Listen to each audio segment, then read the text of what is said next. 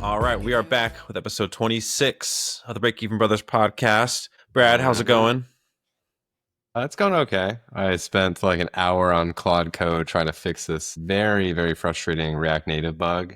And yeah, I don't know. I was talking to my wife. I was like, I hate React Native. When it hurts a lot. But outside of that, doing pretty well. Like getting back in the groove of things. Travel is kind of wrapped up. And so now just in a chill period, time to get some work done, get back on track.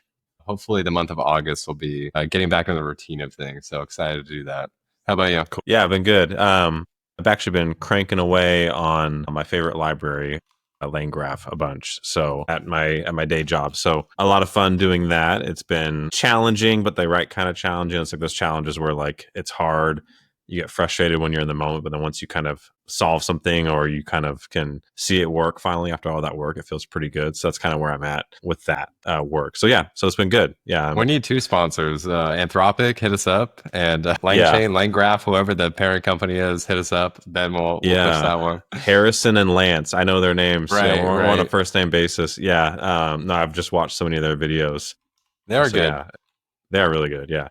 Yeah. Lance, I've just watched more of Lance's videos. So not knocking Harrison, but Lance's videos are super good. So Speaking of good YouTube videos for AI, have you watched AI Jason? yeah. I think okay. so. He popped up in my feed like months ago, and I watched one of his videos, and I think I was like, oh, this is pretty good, but I don't know who this guy is. Like, I haven't seen him on Twitter. Like, I don't know. I just didn't really have the online presence that I expected. And then a few weeks ago, he popped up again. I think this time he's talking about how to use Claude Code. And then I watched it and I was like, damn, this guy's pretty good. And I don't really subscribe to many people on YouTube, but I thought his content was excellent. Like, he has 20 to 30-minute videos of pretty in-depth coding, AI, LLM stuff. And yeah, really good. If people aren't aware, AI Jason, I think is the username. It's this Asian guy on YouTube. Pretty awesome content, like just straight to the point, no fluff. Yeah. I just looked it up and that's not who I thought it was. So now Okay.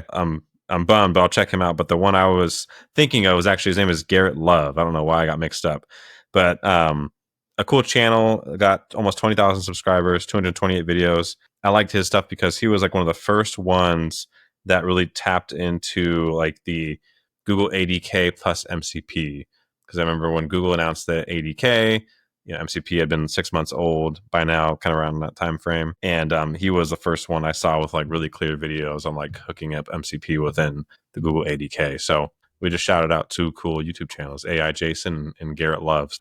It's hard. There's so much out there that I think it's hard to sift through. Like, quite honestly, I want good AI content. That I go to my YouTube page, and I just feel like all these are built to like attention grab.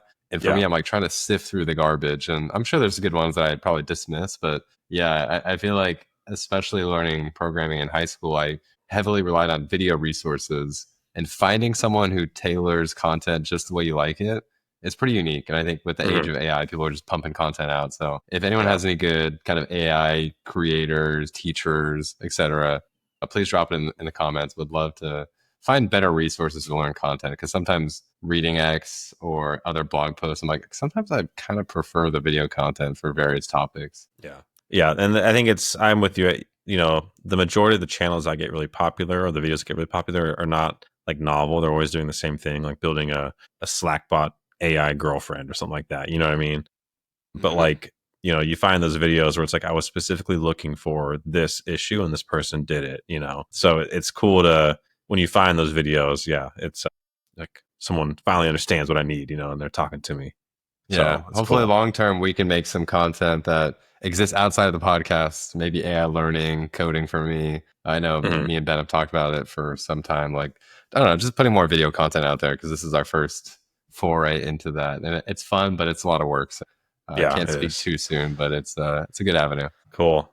Well, so let's dive into this episode. When we ended the last episode, we talked about how we needed to recap our bingo card. It had been basically halfway through the year. Now we're a little bit more than halfway. And so we're going to check in on our bingo card. We're going to make it pretty lightning round, I would say. Like, did this happen yet? Yes or no? And maybe add a sentence or two for some context or for some other important tidbits, but we're going to just kind of dive right in. So Brad, I have my bingo card up. You go first, and then it's mine after. And so the first one that you had is the crackdown of drones because they are so powerful. So have you heard anything on that? No, it's just funny. I feel like I'm looking at like old code. Sometimes I write code like I thought was excellent, and I look back on it, I'm like, what was I thinking? And I think this first box, as you were reading it, I pulled it up on my other tab, and I thought, what is that? So yeah, crackdown of drones, since they're so powerful. In parentheses, UFOs. Not sure. I don't think anything's happened there. I think we should move right along. I think there might be better ones. This is going to expose us a little bit too for like how much we are following the news. I think when Yeah. you made that one, it was when all those like New Jersey drone things were going on. Yeah, I guess probably there was some meat Yeah. to it at the time. And I think there's some regulation around drones. I think again, I'm not an expert. I know if you have a drone, there are certain areas that are like no-fly zones that I think have Yeah. existed for a long time. But yeah, I don't know about anything new. I guess maybe after this episode for another recap, we can double check our facts here and make sure nothing has Yeah. actually changed. We don't do that. We're not journalists, Brad. We're just entertainers. Cool. Mine was the Ovechkin Gretzky goal record, and he did accomplish that. So Nice. super cool. Yeah, I remember watching that game. We had watched like the last 3 games where he was like gonna definitely do it, and he finally got it. So score one for Benito. Nice. I'm looking at. I think so. We did every other, right? Okay, so I think the next one is $1 billion exit for a solo AI founder. I think this one was rooted in doing more with less people and AI company evaluations just going through the roof. And so, sadly, I don't think this has happened yet. Although these meta offers are pushing the limits of how much people are getting offered. And I think I'm going to go through Twitter messages and bookmarks. I swear I saw supposed $1 billion offer somewhere. Okay, I found it from my Twitter DMs. Supposedly, July 19th, from Growing Daniel, Meta offered someone $1 billion for 4 years of work. And supposedly an update after that was 1.25 billion offer for 4 years is the new highest this guy's ever seen. And that tweet has 3.1 million views, 500 comments, 20K likes. And then the comment says, the original poster basically said the person said no, by the way. So I think I get like half a point where I didn't expect Zuckerberg to be throwing around oodles of cash, but I think it emphasizes the trend that we were trying to express, or at least I was trying to express, that there's a lot of value in AI. $1 billion for one person, whether that's joining Meta or exiting their own company. I don't know. What do you think? Half a point, maybe? I'll give you half a point. Yeah. Okay. If I got a $1 billion compensation package, I would have like 10 legal teams to read through that letter. And then if everything was good and I signed on, I would like triple guard my bank accounts and be like, because like just the amount of pressure that you are under to be signed for $1 billion, like that's crazy. Yeah. It's unfathomable. Yeah. US crypto coin. I don't think this is, I should know more about this, but I, again, have been putting attention elsewhere, but I don't think this has happened. I do think there's been some favorable legislation, I want to say, or executive orders. Don't quote me and don't kill me if I'm wrong. But I do think there's been some traction in the crypto space with this administration. But I don't think, and I feel fairly confident that there's not a US crypto coin. Just that, I think there's a bit more of a friendly attitude towards cryptocurrency in the US, in the White House. So I'm not going to give myself a point for that, but maybe second half of the year, there'll be something more official. Okay. Mine is gaming Olympics. I think what I meant there is like gaming being added, esports, probably in some flavor to the Olympic Games. I was just searching what is like, gaming Olympics. And it turns out, I guess there's an International Olympic Committee organizing the first ever Olympic esports games held in Saudi Arabia in 2027. So I don't think I get a point for that.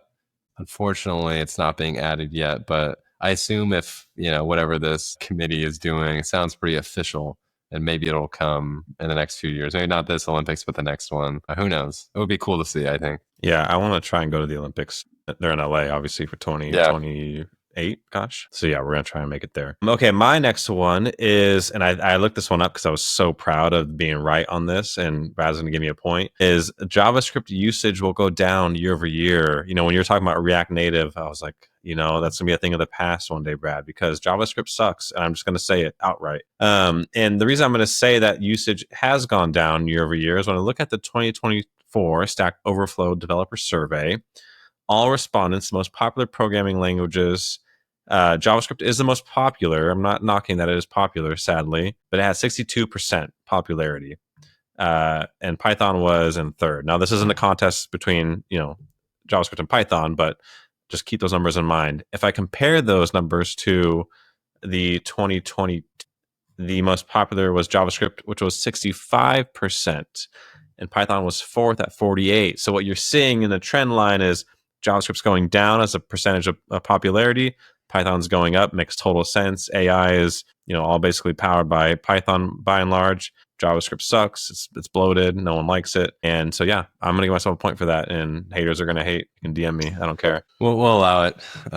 It's okay. TypeScript is here to stay. That's for sure. My second one, or I guess the one after that, is Neuralink. It will be more widespread with a smarter model, higher IQ. So again, one of those when I look at, I'm not really sure what I was thinking, but I did look it up. And I think from the news article I'd seen, essentially a Neuralink patient got it installed last November, so November 2024. And then there's an article written in May 2025 describing this person using the Grok model, XAI's Grok model, essentially understanding things, writing replies, using the Grok model, quote unquote, in his head. So I'm not going to read the full article because it's a little long, but I think my train of thought was that Neuralink is a interface to get things done. These AI models are pretty damn good these days across all the top tier providers. Therefore, I don't know, like, is this person have a higher IQ than an average person? I don't think it's proven from the article, but maybe a half a point based on the trajectory and, someone that has a Neuralink actually using an AI model, which I think is pretty cool. What do you think? Yeah, I don't know enough about the IQ. Like, how do you, like, I don't even know. I don't know my own IQ, to be honest with you. So I don't know enough about it, but I guess you have to differentiate between being smarter as just like having more information that you can go look up versus like intuition and logic and reasoning. I don't know. I don't know where I stand on that because I just feel like, yeah, I'll give you half a point. Yeah, but it is a good question. Yeah. Okay, my next one, I'm gonna speed through these. Robot cop dogs, absolutely getting a point. I can see during the LA riots in June, or like the whole ICE riots, there supposedly was National Guard robot dogs being deployed. If you look at Boston Dynamics, they got their dogs pulling trucks. And then there's a tweet out of China on April 12th showing a Chinese robot war dog with a stabilized turret carrying a belt-fed machine gun, which looks like one of those kind of Boston Dynamics dogs. So you can't believe everything you see on Twitter, but I definitely saw the videos and articles of them at the during the LA riots back in June. So like they're here, and I'm gonna give myself a point for that. Sounds insane. You reading off like dog with gun, whatever that whole phrase was. That was a lot. Robot cop dogs that have guns attached. I mean, you've seen videos of people like, like image tracking, right? Someone will put like they'll hold a sign up and they'll have a webcam or like a camera and they'll move the sign around and the webcam follows it. Some lunatic is or some army is gonna put a gun on that and just I've seen too much of that.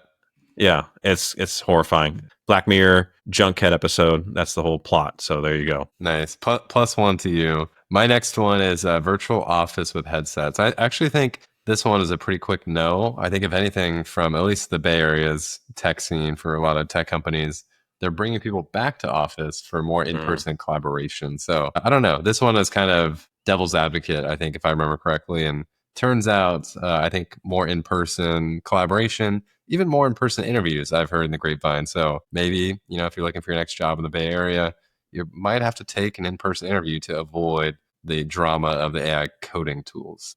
So for that one, definitely a 0. The next one will be really fast. Homemade salsa. Didn't make it. My garden in my backyard just died. It just died. It just did. So it didn't work out. We're going to try again next time. Okay, you're up. A Break Even Brothers merch. So I've hinted at this one for many months now, and still sitting in my pantry. It's a one-of-a-kind mug that will probably go on sale whenever I find the time, but it's not up yet, so maybe half a point. Okay.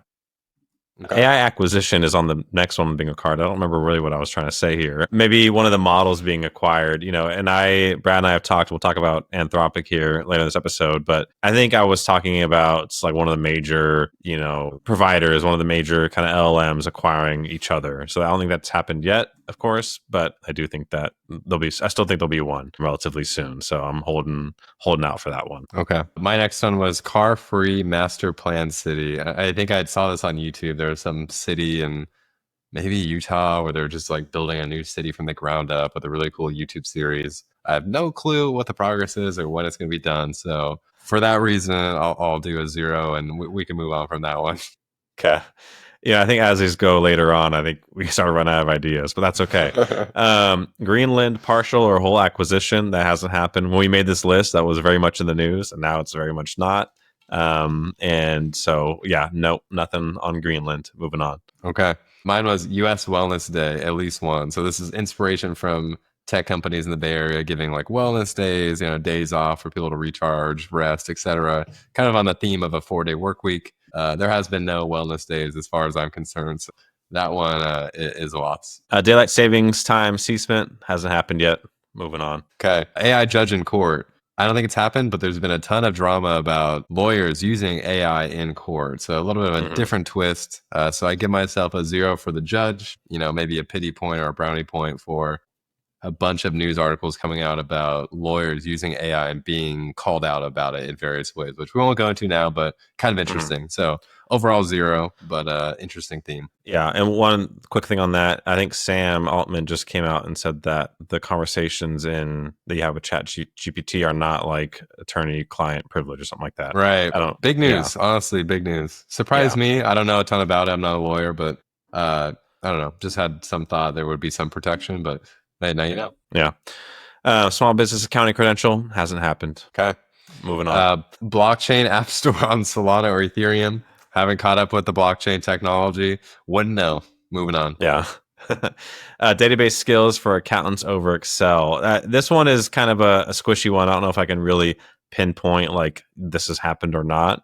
But I would say I'm not going to give myself a point, but I'm just going to shout out that recently, I think it was in July or like last week of July here, there's a couple of folks that are very, popular and well known in the accounting community. Jason Statz, Chad Davis, Twyla Vanderhurst. Sorry if I'm mispronouncing that. And there's one other person. I'm sorry. He started this company called Aider out of New Zealand. I can't remember his name. But anyways, they went on this kind of tour and they talked at, I think, like 6 or 7 different conferences over the span of like 2 weeks, just talking about AI and building things in AI in the accounting space. So I can just give myself a point for that as far as like database skills over Excel, but just maybe some news I would shout out that like the tools and the technology are getting out there more and more. So yeah, cool to see. It's a good area. Cool. My next one was catastrophic AI code in open source. So what could go wrong when Claude Code is running amok? Hasn't happened yet. Surprisingly, Claude Code has been used by everybody now, and surprisingly, it hasn't happened. That's a 0 and a surprise. Cool. Creating an app store to moat. I don't think we've seen no one create like an app store. Like ChatGPT does not have an app store. Anthropic, blah blah blah. So nope. I was gonna think maybe connectors would be a similar setup there, but for that exact one, no, as is. Yeah. So mine is a quantum compute programming language. We're hoping with AI models, somebody, namely probably Google and their whole research center, would come out with some quantum compute chip and we could program and do cool stuff with it. Hasn't happened. A lot of hype about it. Moving on. Cool. My last one, AI-enabled company making inroads on QBO domination. Hasn't happened yet. I think things are boiling under the water, so to speak. Xero has been doing a lot of really cool stuff. They had MCP first, like when it kind of was first coming out. Their API, in my opinion, is far better than QuickBooks. QuickBooks just introduced these like ridiculous pricing tiers, ridiculous in my opinion, in the opinion of many others. So there's things bubbling, but QBO still dominates the US market. So no point. I'm laughing here looking at my own thing, but Split My Expenses mobile app on iOS and Android, and not out yet, working on it. It was one of those nights, going back to the intro, one of those nights where I was like, you know what, I could watch YouTube video of like Ryan Trahan's series on 50 states in 50 days. I don't know if you've heard about it, but kind of an entertaining YouTube series. Or I could program my React Native app. And I thought, I'm going to power through, work on the React Native app. And I just fought with it for an hour, just pulling my hair out. And so, long story short, it's not out. I get a 0. The good news is that the momentum is picking up and we're getting there. Although, damn, if I don't get frustrated on certain days for React Native, it's definitely not all that it's chalked up to be in the good ways, but there are some things I do like about it. So it's not terrible, but sometimes it's just nice to be comfortable in the Apple stack that I've been productive with for my entire career. So Yeah, long story short, 0. And I think with that, let's do a tally real quick based on how many you got and I got. So let's see. I'm going to count mine, you count yours. How about that? Yeah, I think I got 4. I think you gave me one for salsa, but I wouldn't call myself. I don't think I got one for salsa. Oh, What? or 3. Sorry, I have 3. Well, I have 2. Jeez. Okay, that's why you want to review it. He saw his answers and was like, well, let's bring it up. And the 2 you have are from 2 half points. Or the one. Wait, did you have 2 or 1 or 1? I have 2 half points. Oh, because you're giving yourself the billion exit for the solo founder. Okay. Yeah, I feel like that's in line. Yeah, that's, we'll give it to you. Close enough. Close enough. Yeah. Cool. All right. Well, that's the bingo card for halfway through, or a little bit more than halfway through 2025. Yeah, good check-in point. Yeah, we'll revisit at the end of the year. Again, it's kind of funny to look back on this and be like, what were we thinking on some of these? But you know what? It was fun. Cool. All right. Well, with that, let's dive back into the main juice of this episode. One of the things we want to talk about was the OpenAI agents. They released, I want to say, almost 2 weeks ago now. And it's funny, we recorded our podcast episode, and I think the following day they released this, so we didn't get to talk about it on last week's or our last episode, but relatively hyped announcement, I would say. But I think when you peel back the layers, it's not overwhelmingly life-changing. So just as a quick recap, OpenAI agents, they basically connected their operator, which is the more like autonomous kind of task-based agent that you could have used if you had the $200 per month plan. And they connected that with deep research, which lets you do like kind of really expansive, in-depth research on the web for certain topics. And so they basically put those two things together. And now you can give this agent a task, and supposedly it can go out and autonomously do this thing in the background. I think in all the hype videos that they released, they showed someone like prompting it and then going, getting a coffee and coming back, and the work was done. So I think the whole topic of like autonomous work and having work be done while you sleep, right, is super appealing to people. But I don't know, what's your thought on like just, I guess, the initial announcement and release and kind of, I'm not sure if you had the chance to really experiment with it yet, but like just what was your take when you saw that announcement and kind of what it was able to do? I am subscribed to OpenAI's tweets on X, so anything they post, I get an immediate push notification. I saw they had talked about an announcement for the next day. I go on Twitter, I see people leaking it already, so I was a little bit disappointed that they didn't have better guardrails on that. But first thoughts, agent is so overloaded, like them naming it agent, I think kind of sucks for SEO terms. They have an existing agents like SDK that's not related to the product. Long history of OpenAI choosing bad names for products and frameworks and tools that all just kind of have the same thing with Codex. But I think my reaction is, 1, I haven't used it, but 2, there's deep research, which I've used maybe 45 times in my entire life, which isn't a lot, but isn't a little. And then operator, which I've never used because I just heard it was terrible. And so I think this release, not super stoked about it, not super excited. I usually rely on Twitter to give me initial pulse. I didn't see much at all. I think like across my entire feed of people that I trust, value, and curate, I don't think I saw anything super exciting. Yeah, so I took a look at the announcement, saw the agent, and I was like, I'm not going to play with it. I think it initially came out for their highest tier at $200 a month. Wasn't paying for that. It came out like a week or two later, like last week, for the $20 a month plan. Didn't touch it, didn't care. I moved on with my life. So I think it's cool technology. I just don't think it's there yet. And if I have one more thing to add, it's I recently talked to a friend who visited me, and he was telling me about Perplexity's Comet browser, which essentially is the operator, so the control your browser, but it happens locally on your own browser with your own login stuff. And I think the big friction point here for all these autonomous browser tools is that it's not using your browser, your logged in credentials. Like you have to go to yelp.com and book a reservation, but you have to log in with your Yelp account first. Like it sucks. I feel like that's a big pain point. And I haven't used it yet, but I think the Comet browser from Perplexity, which is a new product they're releasing, is a bit closer to what you'd expect for automating tools, where you can open up this Comet browser locally, ask it, can you go book a reservation? I'm already logged into Yelp, so I don't need to do anything. It clicks around, does the job. And so, I think on OpenAI's announcement, haven't used it, doesn't seem very useful, seems way too tied to Operator, which is like a remote browser, which feels clunky. So I don't know, don't love it.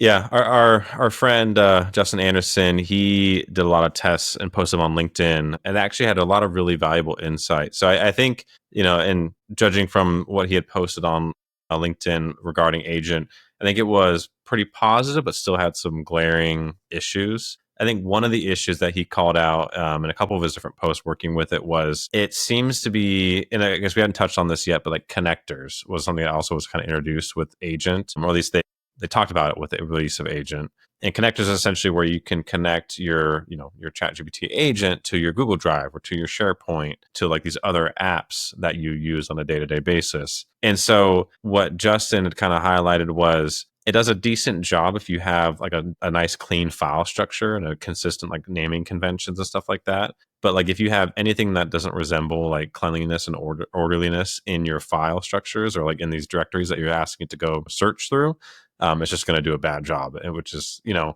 I think a lot of times in enterprises and in businesses, we like to think that like everything is nice and ordered and organized, but like rarely is that always the case. And so that was something that I found really interesting, was like, it doesn't have the intuition, the ability to kind of like take all the different inputs it's receiving, all the different feedback in terms of like the files and the file names and the file size, and pick the right one. It kind of just, if it's disorganized in the directories that it's looking at, you're going to get a disorganized answer. So I thought that was something that was really interesting. The other thing that he had mentioned too that I thought was worth shouting out was the operator got faster, which is pretty cool. So I think he did a demo, or did a post, I think 6 months ago, when operator was kind of, or when it was just operator, and it took like 15 minutes to analyze like 3 PDFs, I think is kind of what he had said.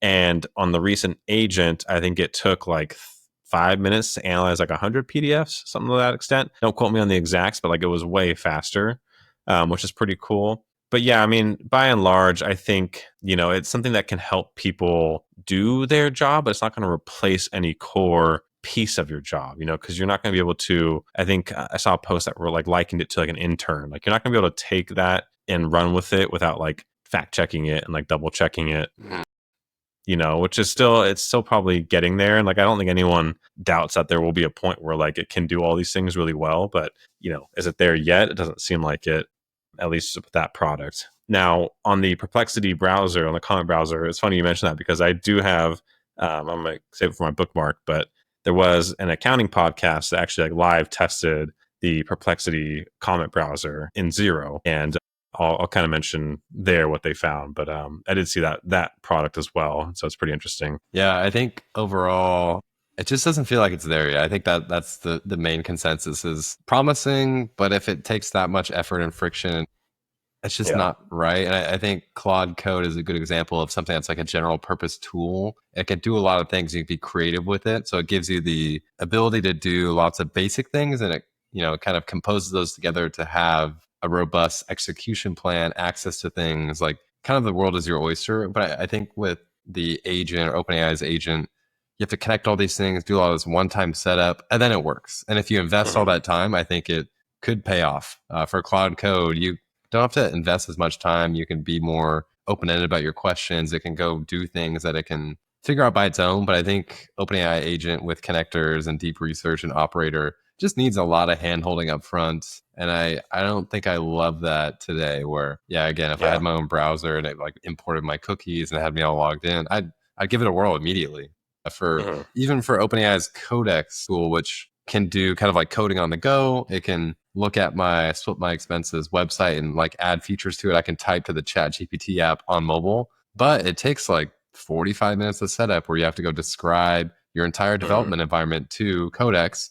It then replicates that, and then you're good to go. I literally could not spend the 45 minutes just to set that up, because I was like, is it worth it? Like, I invest in a lot of AI tools, and I think this falls in that bucket of, my hunch is that it's not worth it, therefore I don't spend the time. I haven't spent that much time researching and seeing what people say, because I haven't seen much. So my assumption, given all that, is it's not worth it today. So yeah, maybe just a little tidbit there of if you put in the effort, maybe. But for me, I don't think it was worth it, so I didn't put in the effort. Yeah, and I think it's could it be useful for like getting some travel ideas and having it kind of suggest do some research in the background while you go do other things. Yeah, for sure.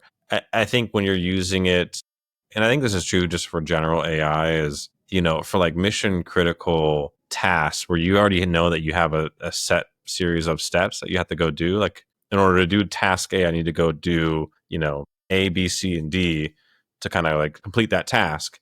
I just don't know why you would use AI to do that in the first place. Like if you need a direct kind of always um, the same steps path, like why even bring in AI when there's a chance that it can hallucinate, and like how it gets to the answer it gets to can change if you run it the next time, And so I think people, over time will come to understand like there'll be certain things that like you'll want AI to do. And again, those kind of non-critical, kind of maybe research type questions, but like on the types of things where it's like, oh, create me an invoice in Zero for this PDF I'm going to send you.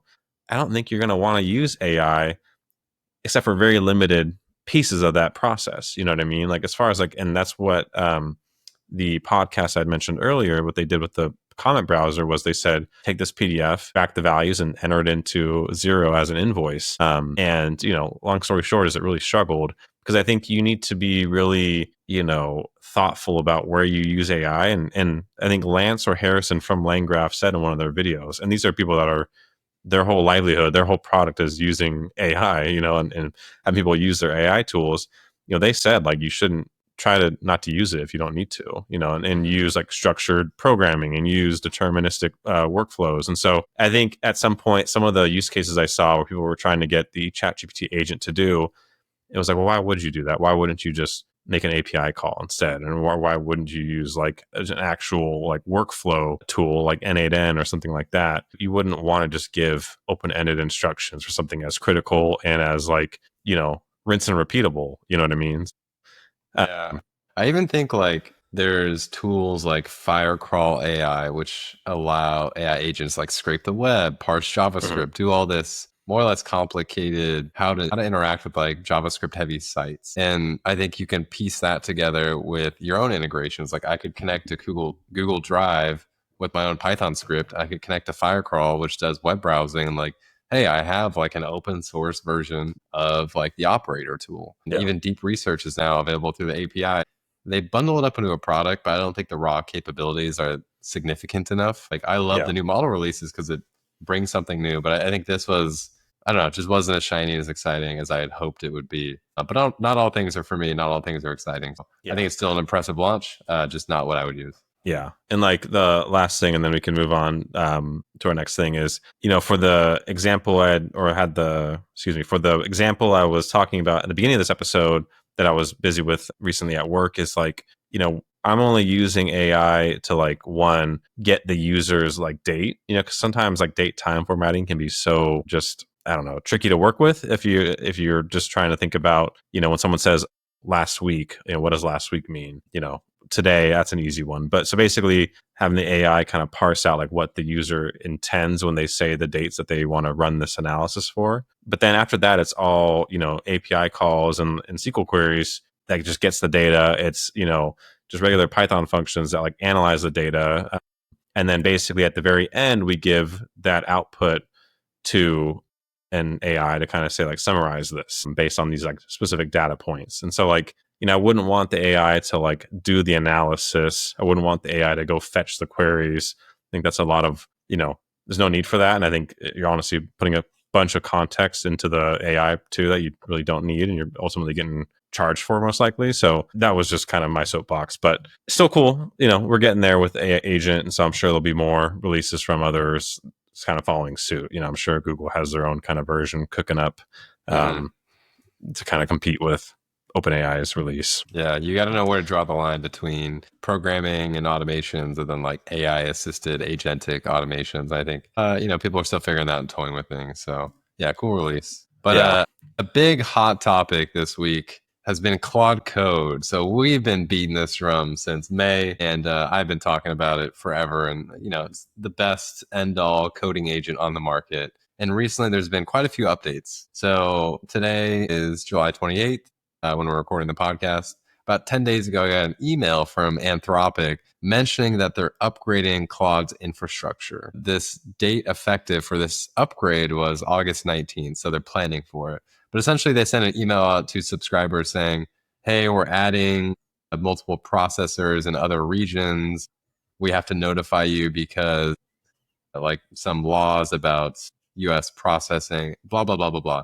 Long story short is that clearly they are hitting insane demand because right around the same time, I think it was, July 19th is when I got this email, was if you went to the Anthropic AI subreddit, you could just see boatloads of people saying, what the heck is going on? It's not producing the same results it was earlier in the month, and I'm hitting limits extremely fast. And our last podcast episode, same thing. I booted up a Claude session, ran it for maybe 3 hours, and I hit my limit. And I thought, what the heck is going on? So since about 10 days ago, there's been rumors, what's going to happen. There's clearly something in the midst. And today, as before we recorded the podcast, Anthropic sent another email saying, titled "Important Updates to Your Max Account Usage Limits." And it's a long email, but the key notes is that traditionally the max plan has two tiers: $100, which gives you 10x the usage, and then I think $200, which gives you 20x. For that usage, your limits, it's an unlimited plan, but there's still limits. Your limits reset every 5 hours. With this new change that they're implementing, which takes effect at the end of August, so it's not out yet. Essentially, there's two limits. There's an overall weekly limit, and then there's a Opus 4 weekly limit, which is a big deal because I use Opus 4 for everything. I didn't even touch Sonnet because I had unlimited. Why would I choose the dumber model? And then two, a 5-hour window changing to a 7-day window is massive because I don't think I'm like the top 5% of users or whatnot, but if I want a session, 5 hours feels like the right amount. I don't know how they got there, but like a coding session usually does not last more than 5 hours. That feels right to me. And they kind of preface this with that some of the people were just hammering Claude Code. They had mentioned these changes should affect less than 5% of users. They even posted on Twitter, on X, saying there was one user who was costing tens of thousands of dollars in API credits, but only paying $200 a month. So I'll just pause there because Ben has talked about it. Every time I brought up Claude Code, Ben has mentioned, is this sustainable? What's going to happen? When's it going to happen, et cetera? And I had kind of hoped that we wouldn't get here, but almost felt like we were getting here regardless. And we're just in a mode where things are changing. We don't love it. We do love it. I don't really know what to think. What do you think? Yeah, I think it's fascinating because we've talked about how Anthropic is very different from OpenAI, from Google, and from Meta in the sense that they don't have these other businesses that they're already largely profitable and built up.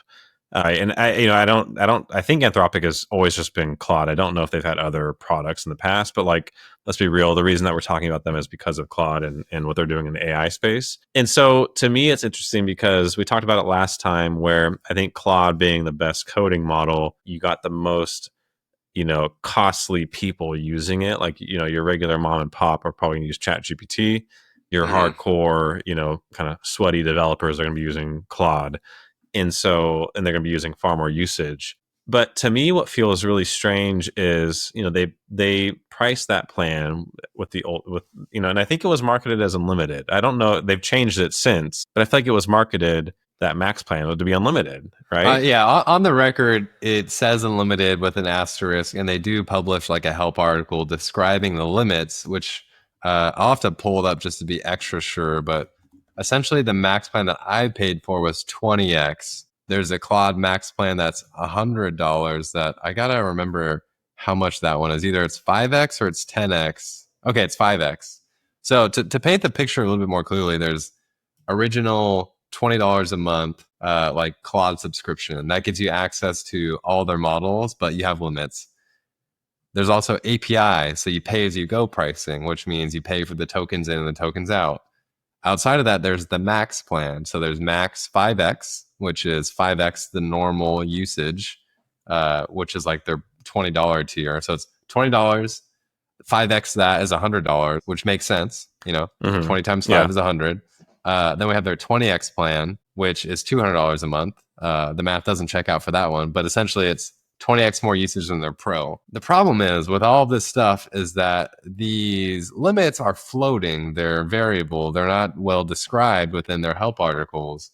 Essentially, they describe it as depending on load, that's how this is scaled. So if their servers are on fire, 20x might be pretty low. If their servers have a ton of capacity, 20x might feel like a giant, never ending window. Yeah. And I think that detail has always been described, but it hasn't been felt up until Claude Code got wildly popular and extremely successful. Then you felt it every day. It was like every day I'd hit a limit. Every day it felt like Claude Code was deteriorating in quality due to a reason I couldn't control, because it's not extremely transparent like other IDEs are. So it's very odd. It is officially labeled as 20x, basically unlimited, but that is extremely hard to formulate. There's not a clear consensus. And to be fair, in their latest email, they outline most max 20x users, so the plan that I pay for, can expect 240 to 480 hours of Sonnet 4. Even that alone is a pretty wide range. That's 1x or 2x. Yeah. And then they describe 24 to 40 hours of Opus 4, which again, that's almost like a 1 to 2x range. So clearly Anthropic is not fully finalized on pricing. They even like apologize in the email and say we, take our tool and decisions very seriously. So we want to support this in the long term. Clearly they're bleeding money, but I don't know. Like I expected it to happen, but I don't know how I feel about how they're handling it. And I don't know if I like seeing 40 hours of Opus 4. Like maybe that always was enough to me, but I don't know. It feels different. Yeah. No, I think they massively got their pricing wrong, with customers. And the reason I brought up those other companies is because, those other companies, they can afford to maybe take losses in certain areas because they'll make up for it in other areas. Like if you have people, like just take Google, for example, their ecosystem is so wide that maybe they'll take a loss on, the Gemini model plans. People might be using more, like their server costs might be more than they're getting from the subscription specifically for Gemini, but they make up for it with, the Google Workspace subscription, or, they make up for it with YouTube TV and YouTube, right? Like all these other areas. So they can still be profitable, if they take a loss on, the AI piece of the business. I mean, and like Amazon too, because I think they're kind of slowly coming into a bit more relevance when it comes to AI with their, that recent IDE they released. AWS was like famously like their only like growing, like really growing business for a long time. Like that was like the golden child, I feel like, in like the for them. And so, Anthropic doesn't have that. And I think their pricing is felt much more like acutely if it's wrong or if it's right with them. And I'm sure, I think profitability, like in the Bay Area and kind of tech culture now, is a bit more of a focus than it used to be. I don't think you have, the zero interest rate world where, Uber could run a loss for however long it ran and that'd be totally fine. I feel like companies now are expected to, in general, to profit, or at least have a profitable strategy that they're working towards. And yeah, they must have just been getting completely hammered on their cost to run these things versus what people were paying. I feel like there could have been a better way to maybe roll it out. And so I think, to me, companies get their pricing wrong all the time. They have to go and they fix it. But I think, to me, what stands out with this one is it feels very sudden. It feels very quick. Usually, like, and I can only speak from like the accounting business, usually when you need to raise prices on your customers and your clients, you kind of slow roll it. You kind of maybe grandfather people that have been locked in their plan for a little bit longer, but then your new customers are going to be charged the new price, But the fact that it feels like maybe in April, you were singing Claude Code's high praises and, how much work you were getting done and how great of a deal it was. And now Don't remind me.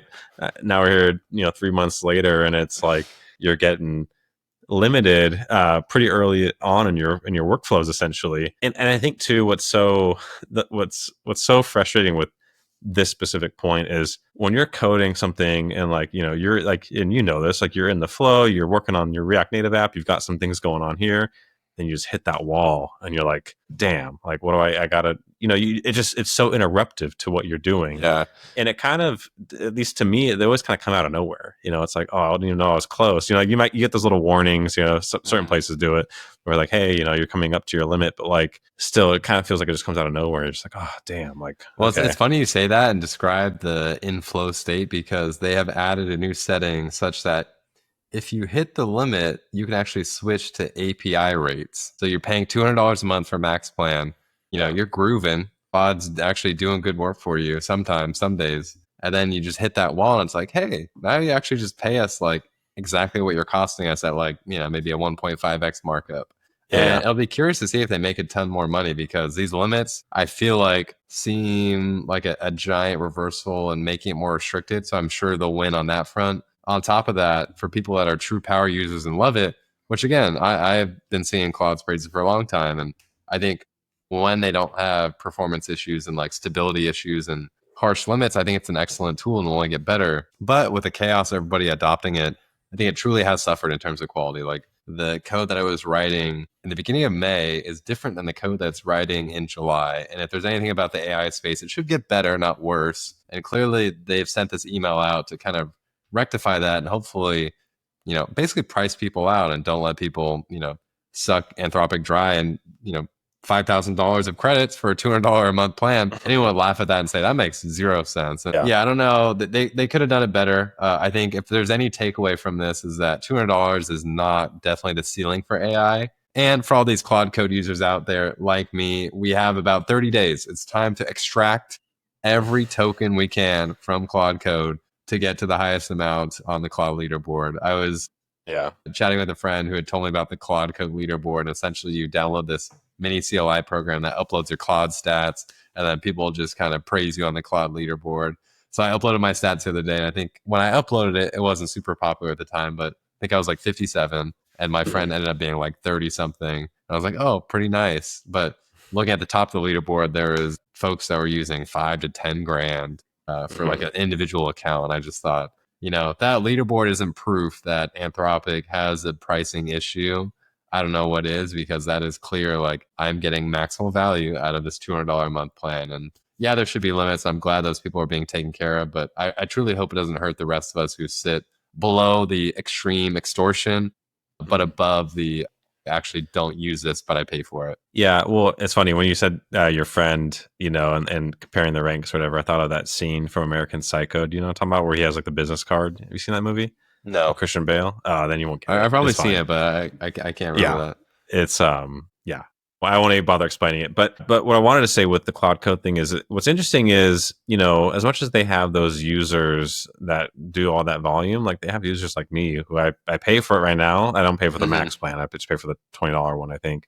I don't ever use it. Like I don't ever use it, and I think that's probably true for like a lot of all the different AI providers. They have people that don't even nearly use the $20 that they pay each month, but clearly Anthropic must be feeling out of balance in some way. Otherwise they wouldn't be doing what they're doing, So like but there is people that are on the other opposite end of the pendulum, but maybe, Claude Code or Claude, isn't popular enough on a mainstream level to get that many users of that ilk, of those that don't nearly use how much they're paying for, whereas like ChatGPT and, Gemini, they're so popular that, everyone and their mom has a ChatGPT Pro plan, and they only use $2 a month of tokens, basically. You know what I mean? So maybe that's the difference. And I do put some blame on the AI slot post, world with Claude Code, because you saw, for the last few months, like tweets of like someone running like 8 Claude Code terminals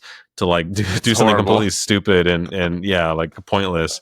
And like, but it would get so much engagement, and it'd be like, wow, like, and so I think that just, trend, I suppose, I think has something to do with it too. I'm sure like that person it's definitely part of the maximum value extraction of like, if I can run 8 Claude codes and rack my API token usage through the roof, I can then go post a screenshot on Twitter and get some cloud that I would have spent 5,000, but I spent 200, it was partially like, what can I do with it? What can I mess around with? And partially like, I want to look good online on Twitter. So that was definitely part of it. It's like smelling your own farts. It's like you're gonna Claude Code this like application, like your SaaS app, right?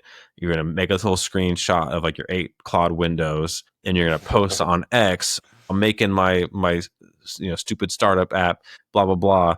And like, look, I'm using like $5,000 worth of tokens. You get all this engagement, good and bad from that post. People then see that you're making the startup app, and then your startup app gets some eyeballs, if that means anything. But people like that when they're building something. Oh, I got some people to like sign up for the pre-release or whatever.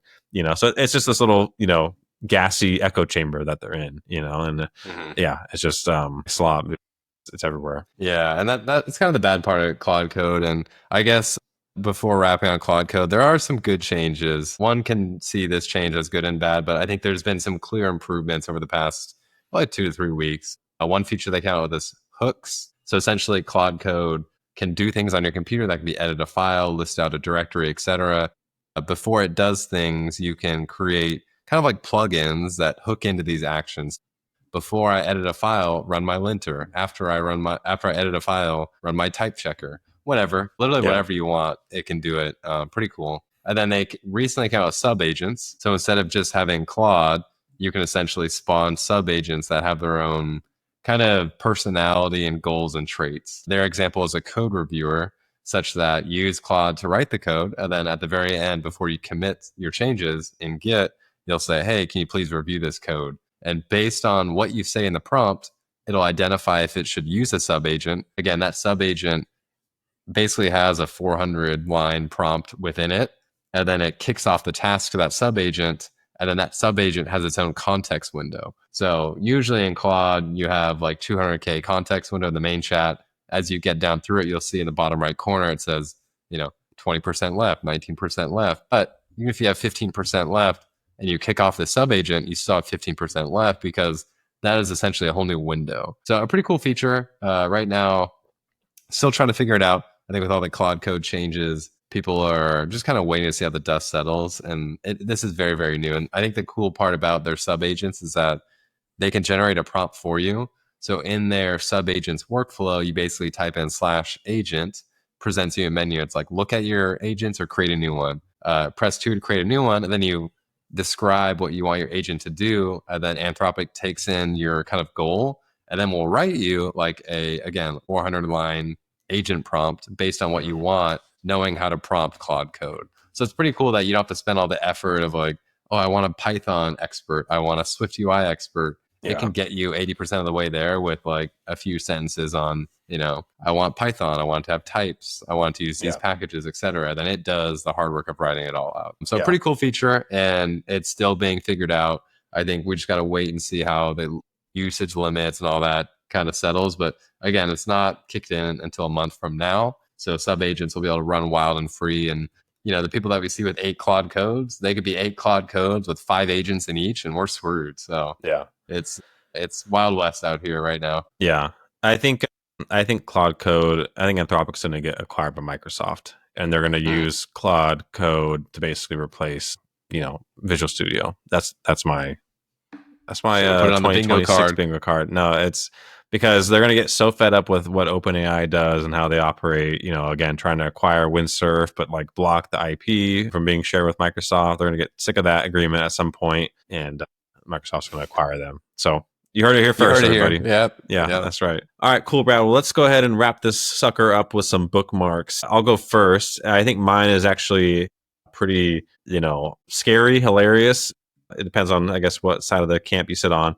It is a ChatGPT agent that controls a live security camera, I guess, to search for a turquoise boat, find its name. And so you can see in the tweet, it's like zooming in on the camera screen. It's like going to try and search for like where the boat name would be, which is usually on the back of the boats. And so, you think about how many, cameras that are around, stoplight cameras. We have, all the different front door cameras and stuff like that. It's going to feel like soon that we're living in like an iRobot episode, or iRobot movie, or Minority Report, where like you're just always under surveillance, and there's some hive mind ChatGPT or hive mind Gemini that's seeing what everyone's doing and seeing, this person Brad, he woke up and he had this breakfast, and then he went over here and he had, so they know everything about you, and they're going to sell you ads and just inundate you with like hyper targeted ads. Yeah. But yeah, anyways, that's my bookmark. Yeah. I just watched it while you're talking about it. Pretty cool. I think I've seen so many pre-canned videos of like, interact with Excel, interact with Google Calendar, with, the operator or OpenAI agent that does the web browser. But this one was actually pretty cool. So if folks are interested, this is a unique use case. I'm not sure how useful it is, but kind of paints the picture of giving agents something that's not a pre-canned like marketing approach on just something you can do with it. So pretty cool. Okay, so my bookmark is 7 useful Claude Code sub-agents. This is from Ian on Twitter. And like I was talking about earlier, you can create your own Claude Code sub-agents, but it's not perfect. So Anthropic gets you probably 80% of the way there on a good agent. But Ian put in the hard work for us and listed 7 sub-agents and actually post them on GitHub. So Code Refactorer, PRD Writer, Project Task Planner, vibe coding coach, etc. So essentially, you go to the repository, copy in these sub agents into your .claude directory, and you're off to the races. So thanks, Ian, for sharing. Hopefully, that'll make people more productive. I haven't used it yet, but I know we're getting a lot of these sub agents tweets coming out, and I've followed Ian for a while and puts pretty good content out there, so should work pretty well. Cool. All right. Yeah, I'll check it out. Awesome. All right. Well, let's wrap that up, Brad. Good stuff. And yeah, we'll see you next time. Sounds good. See ya. See ya. Thank you for listening to the Breaking Brothers podcast. If you enjoyed the episode, please leave us a 5-star review on Spotify, Apple Podcasts, or wherever else you may be listening from. Also, be sure to subscribe to our show and YouTube channel so you never miss an episode. Thanks, and take care. All views and opinions by Bradley and Bennett are solely their own and unaffiliated with any external parties.